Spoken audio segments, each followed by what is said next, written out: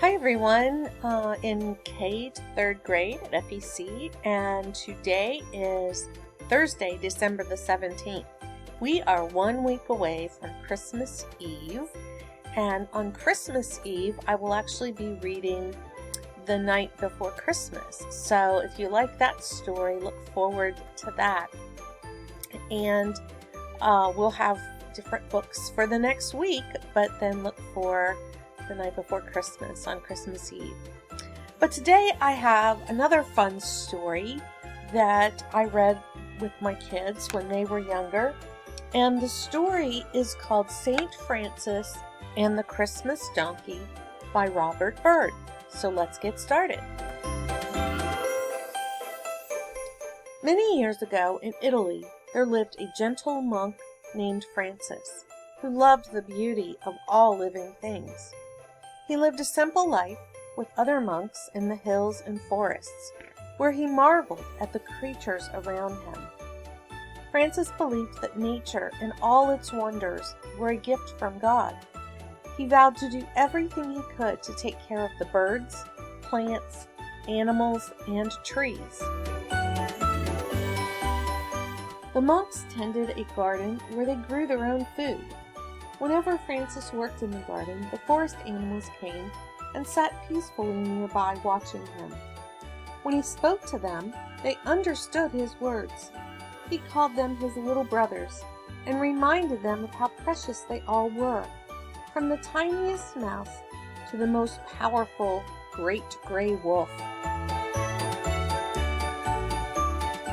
Francis talked to the birds about their marvelous gifts of flight and song.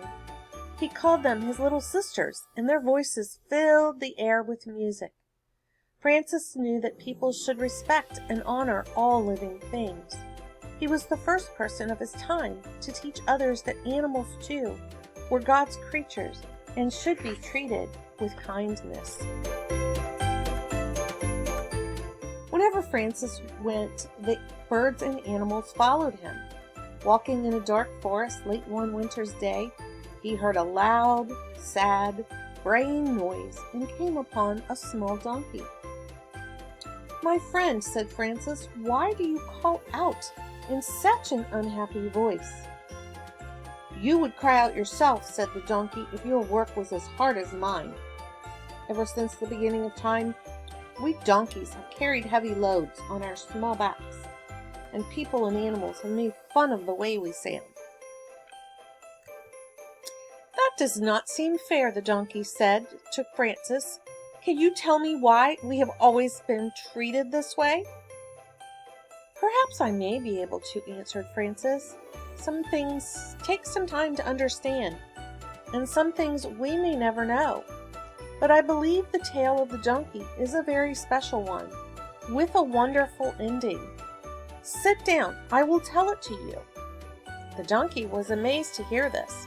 He sat down eagerly, filled with curiosity, as Francis began his story. In the beginning, when God created the animals, He made the smallest ones first. He made the worm, the snail, the crab, the shrew. Then He made creatures that were a little bigger. He made the mouse, the frog, the rabbit, the mole.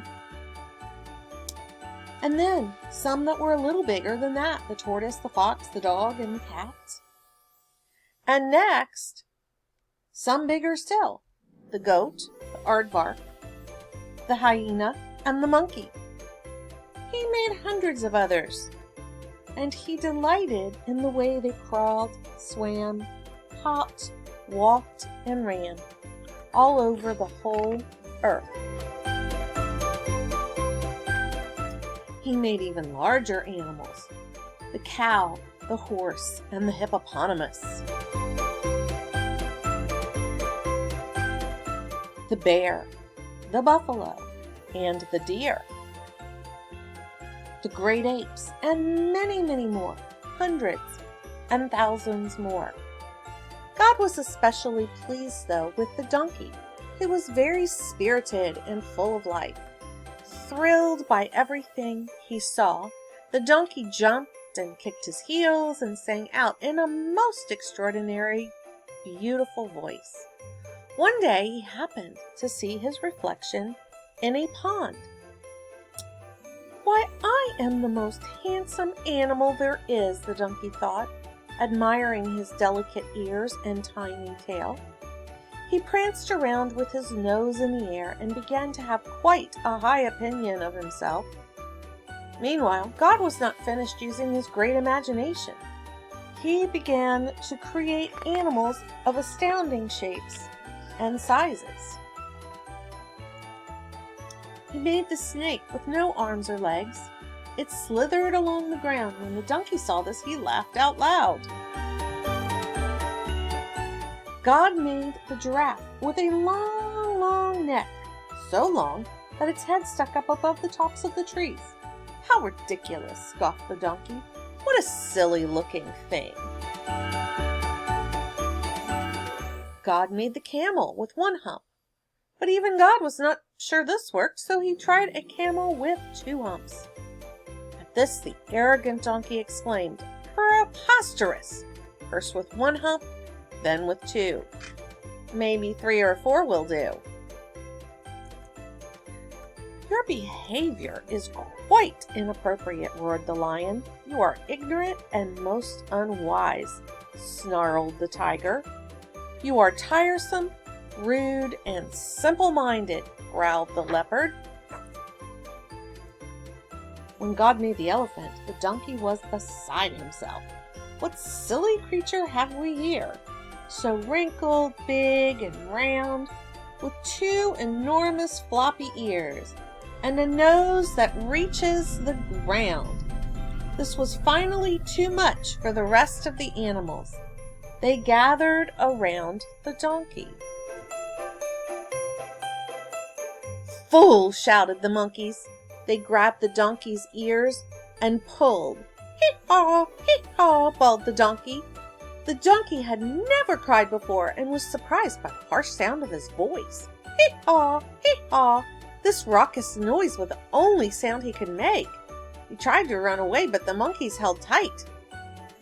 The monkeys would not let go, and the donkey's ears began to stretch. The more the monkeys pulled, the louder the donkey brayed, and the longer his poor ears grew. A chimpanzee tugged at the donkey's tail, and it too began to stretch. The donkey's cries became so loud and such a commotion arose that finally, in a great booming voice, God himself called out, "Stop! Stop this foolishness!" God was furious. He said to the donkey, "You silly little beast, I have shown you favor, and how do you act? Why, you dare to laugh at the creatures I have made. Because of this, you shall always laugh, but your laugh will be an ugly sound. And when my creatures hear your loud, ridiculous hee-haw, hee-haw, they all will laugh at you. And you shall keep those long, clumsy ears. Your tail will stay as scrawny and scraggly as rope. You will always do the hardest work, carrying heavy loads, for the rest of your days, wherever you go." "So you see," said Francis, "how those things became the lot of the poor donkey." "That does not seem like such a good story to me," said the donkey, disappointed. "Where is the part you said that was special, the part that was a wonderful ending?" "Just be patient," said Francis. "I've only told you the beginning of the story. Let me tell you the rest." And Francis continued his tale. The donkey went to work in the ancient world. In the Pharaoh's Egypt, donkeys carried food and supplies to the men who built the mighty temples and the pyramids. Donkeys carried cotton, precious stones, ivory, and bolts of cloth, and silk for the merchants in the bustling cities of Babylon, Tyre, and Byzantium. And in Rome, going to and from the busy markets, donkeys carried great baskets filled with olive oil, wine, fruit, vegetables, and grain. Donkeys also lived in ancient Palestine. There, in a small town named Nazareth, in the land of Galilee, one donkey worked for a carpenter named Joseph, a good man. Joseph treated the donkey with kindness. Mary was Joseph's wife, and she was going to have a child. The Emperor of Rome, Caesar Augustus, ruled over Palestine. About this time, he gave orders that everyone in the land must go to the city of their ancestors. The emperor wanted to make a census, or wanted to count all the people. Joseph and Mary set out for the city of David called Bethlehem, because their families had been born there. The journey from Nazareth would take several days and nights. Knowing Mary tired easily, Joseph decided the donkey should carry her.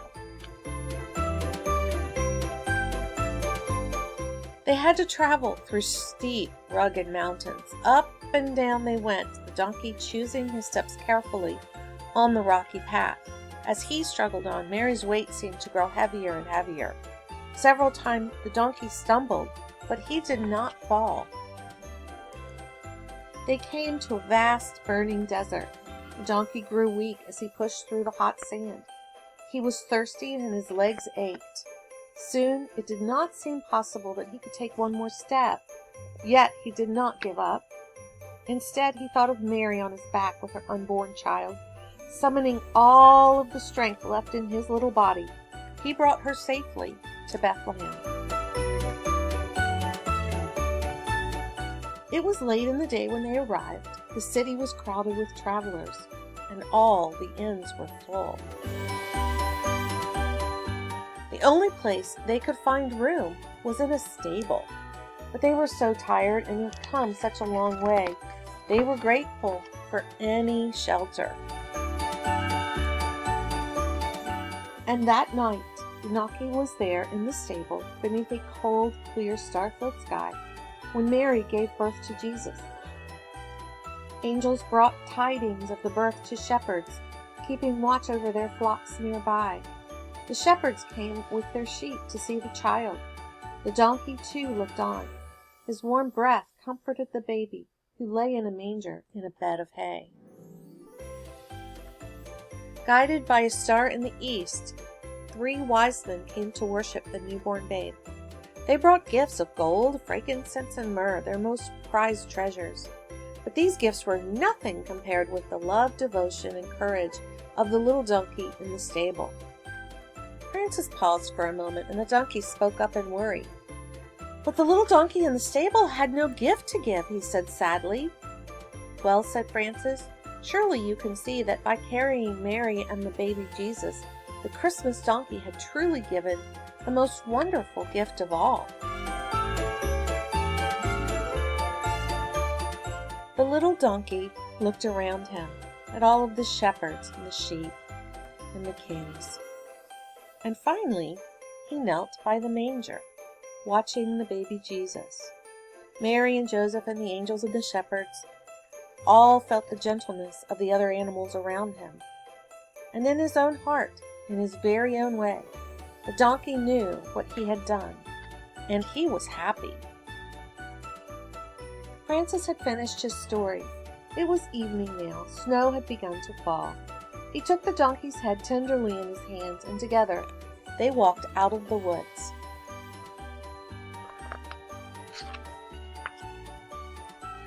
When they emerged from the forest, they stopped and looked up into the vast sky. The silence of the cold winter's eve surrounded them. Through the softly falling snow, Francis and the donkey could see one brilliant star shining clearly in the peaceful night. And that's the end of St. Francis and the Christmas donkey. I'll see you tomorrow.